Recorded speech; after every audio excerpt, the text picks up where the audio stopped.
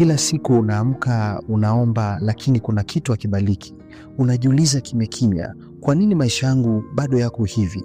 Ukweli ambao watu wengi hawajui ni huu: sio kila maombi yana nguvu, na sio kila anayesema anaomba anajua anachopaswa kumwomba Mungu. Kuna maombi 9 muhimu ambayo ukiyafanya kuwa sehemu yako ya maisha ya kila siku yanabadilisha kila kitu. Sio hadithi, sio bahati, ni kanuni za kiroho zilizothibitishwa. Maombi ambayo yanavuta uwepo wa Mungu, yanavunja vifungo visivyoonekana, yanafungua milango ambayo ulidhani imefungwa milele. Lakini hapa ndio siri ilipo. Watu wengi wanaomba bila mpangilio, wanaomba bila kuelewa, na ndio maana hawaoni matokeo yote. Leo utafunguliwa macho, leo utaanza kuomba kwa usahihi, na leo maisha yako yanaweza kuanza kubadilika. Usiondoke, kwa sababu hiki unachokwenda kujifunza kinaweza kuwa mwanzo wa ushindi wako wa kiroho. Kabla tujiendelea na somo letu la leo, kama wewe ndo mara yako ya kwanza kabisa kuungana nasi na bado kuja subscribe, basi nikupe pole, kwa sababu watu wote makini na wanaopenda kujifunza tayari wamesha subscribe katika channel yetu hii ya Nguvu ya Maono Media.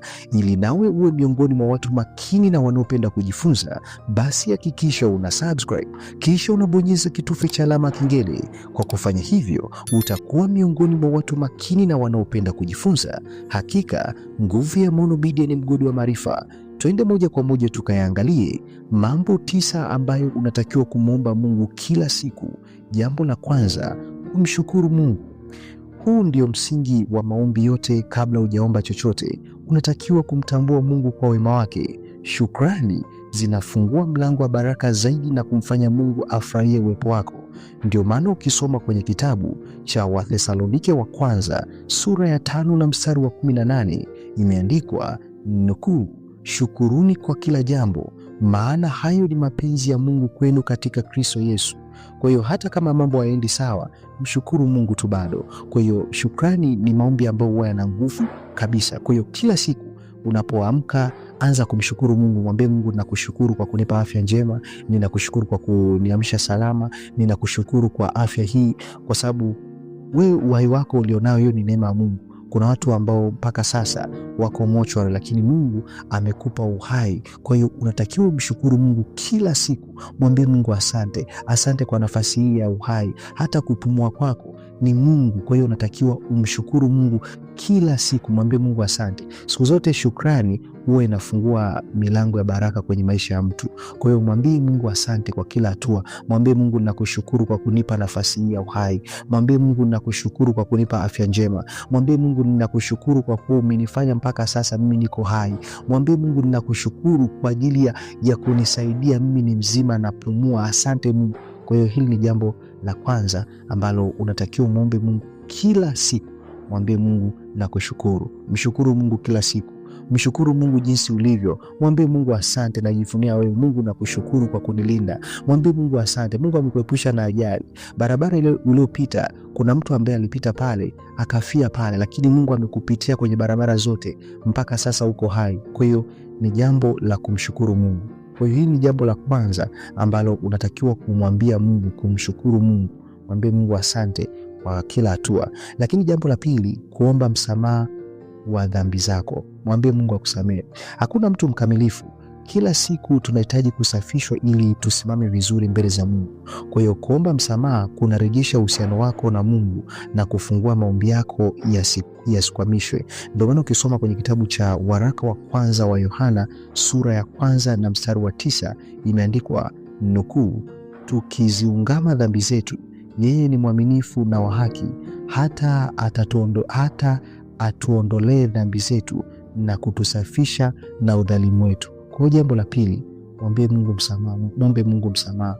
Mwambie Mungu, naomba unisamehe sehemu yote nilipokosea kwa kujua au kwa kutokujua.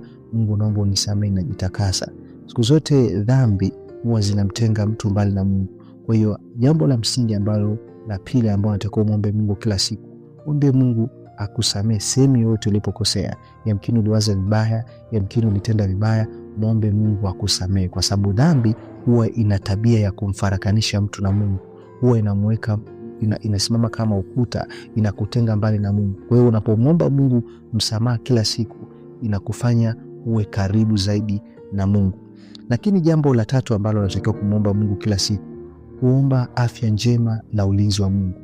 Dunia ina vita nyingi za kiroho usizoziona, ndio maana lazima umwombe Mungu akulinde kila siku. Mwambie Mungu akulinde kila siku, mwombe Mungu ulinzi, mwombe Mungu, naomba uniongoze, naomba unilinde, kwa sababu kwenye dunia kuna vita vya kiroho ambavyo havionekani kwa macho ya kimwili. Ndio maana ukisoma kwenye kitabu cha Zaburi 121 na mstari wa 7 imeandikwa nukuu, Bwana atakulinda na mabaya yote, atakulinda nafsi yako. Kwa hiyo omba ulinzi juu yako, familia yako na mipango yako. Mwambie Mungu alinde familia yako, alinde maisha yako, akuongoze kwenye kila hatua. Kwa hiyo hili ni jambo la msingi sana. Mwombe Mungu ulinzi, mwombe Mungu ulinzi.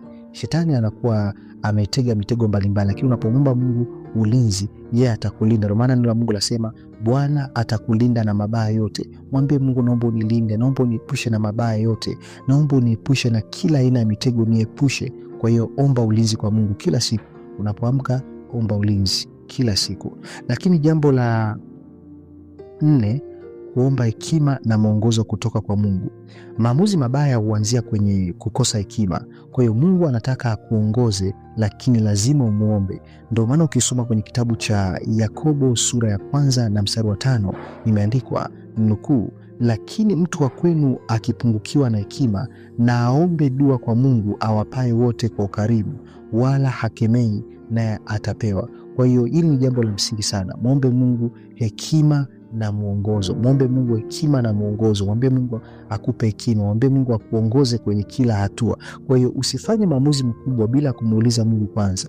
Ndio maana ukisoma kwenye kitabu cha Mithali sura ya 3 na mstari wa 5 hadi wa 6 imeandikwa nukuu, mtumaini Bwana kwa moyo wako wote, wala usizitegemea akili zako mwenyewe. Katika njia zako zote mkiri yeye, naye atanyosha mapito yako. Kwa hiyo hakikisha unamwomba Mungu hekima na uongozi, akuongoze. Kwa hiyo usifanye jambo lolote bila kumshirikisha Mungu, bila kumuuliza Mungu. Mwambie Mungu akuongoze, mwambie Mungu akupe hekima. Yamkini kuna jambo, maamuzi unataka kuyafanya, kabla hujachukua maamuzi yote, mwambie Mungu akuongoze, akupe hekima, ufanye sawa sana mapenzi yake. Lakini jambo la 5 ambalo unatakiwa kumwomba Mungu kila siku, kuomba nguvu ya kushinda majaribu. Mwambie Mungu akupe nguvu ya kushinda majaribu. Maisha yana majaribu mengi, yana dhambi, tamaa na kukata tamaa. Ndio maana ukisoma kwenye kitabu cha Mathayo sura ya 6 na mstari wa 13 imeandikwa nukuu, na usitutie majaribuni, lakini utuokoe na yule mwovu, kwa kuwa ufalme ni wako na nguvu na utukufu hata milele. Amina. Kwa hiyo omba kila siku ili uwe na nguvu ya kusema hapana kwa mambo mabaya. Lakini jambo la 6 ambalo unatakiwa kumwomba Mungu kila siku, kuomba mahitaji ya kila siku. Mungu anajali hata mahitaji yako ya kawaida kama vile chakula, fedha, kazi na maisha. Ndio maana ukisoma kitabu cha Mathayo sura ya 6 na mstari wa 11 imeandikwa nukuu, utupe leo riziki yetu. Kwa hiyo usione aibu kumwomba Mungu, hata vitu vidogo kwake ni muhimu. Lakini jambo la 7 ambalo unatakiwa kumwomba Mungu kila siku, kuombea watu wengine. Maombi hayapaswi kuwa ya kujifikiria wewe tu. Kuna nguvu kubwa unapoombea watu wengine. Ndio maana ukisoma kwenye kitabu cha Yakobo sura ya 5 na mstari wa 16 imeandikwa nukuu, ungameni dhambi zenu ninyi kwa ninyi na kuombeana mpate kuponywa. Kuomba kwake mwenye haki wafaa sana, akiomba kwa bidii. Kwa hiyo hakikisha unaombea na watu wengine. Kwa hiyo ombea familia yako, marafiki, hata maadui zako. Ombea watu wenye kuzunguka.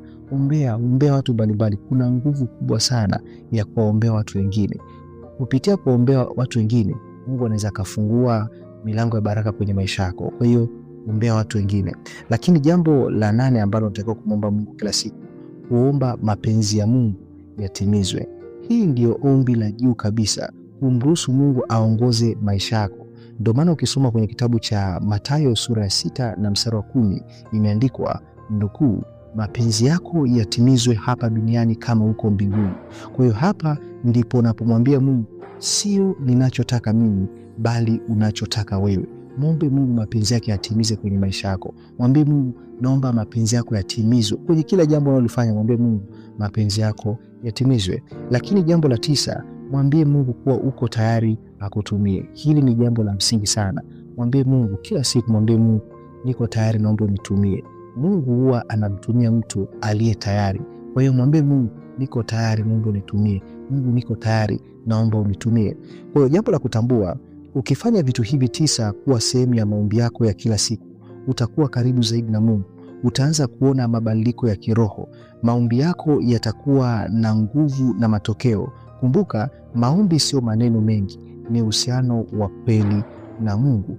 Ni matumaini yangu kuna kitu ambacho umejifunza. Kama kuna jambo ambalo umejifunza, naomba comment chini niambie umejifunza jambo gani. Lakini pia Mungu akubariki wewe utakayeshare link ya video hii kwa ndugu, jamaa na marafiki.